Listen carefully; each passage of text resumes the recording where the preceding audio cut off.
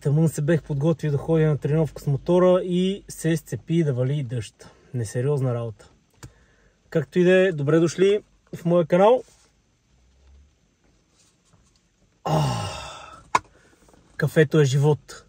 Днес ще тренираме тяга, като килограмите, които ще правим на тягата, са 82% от максимума, т.е. 82% от 262,5, което прави 212,5, 215,5, 217,5, някаква такава е тежестта. Повторения или 4 или 5, като сериите също ще са или 4 или 5, т.е. вариациите са или 4 по 4, или 4 по 5, или 5 по 4, или 5 по 5. Това ще го решим в движение, в зависимост от това как се чувстваме, как усещаме мускулите и дали изпитваме умора. За асистиращи упражнения ще направим нещо за гръб, нещо за бицепс и нещо за задно рамо. Като останалите асистиращи упражнения ще ги оставим за утрешния ден, в който ще правим клек и лежанка. Така че, общо взето е това. Отиваме тяга, бицепс, задно рамо, гръб малко и се прибираме. Така че ще видите тренировката и ще се видим направо след нея. Чао!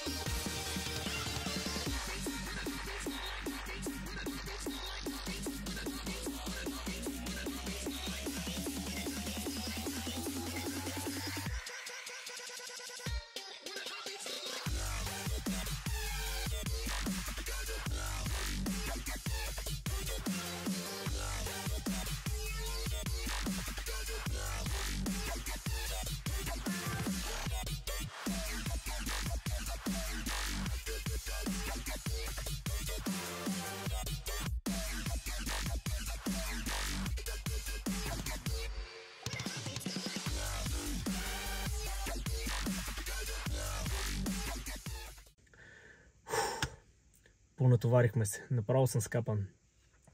Направихме 4 по 5 на 215 кг, като след началото на тренировката усетих, че няма да ми е много трудна. Надявах се да направя 5 серии, т.е. 5 по 5, но в случая след четвъртата серия усетих дискомфорт в задното бедро, просто се беше натоварил адски много и прецених последната серия да я премахна, така че останахме 4 по 5.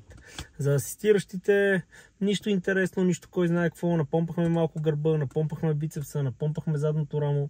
Общо взето това, останалите асистиращи заедно с клека и лежанката ще са утре. Вие евентуално ще ги видите други ден, нещо такова. Ако ви е харесал клипа, може да го споделите. От тук може да се абонирате, тук може да гледате предишни клипове. А аз отивам да почина, защото направо съм скапан.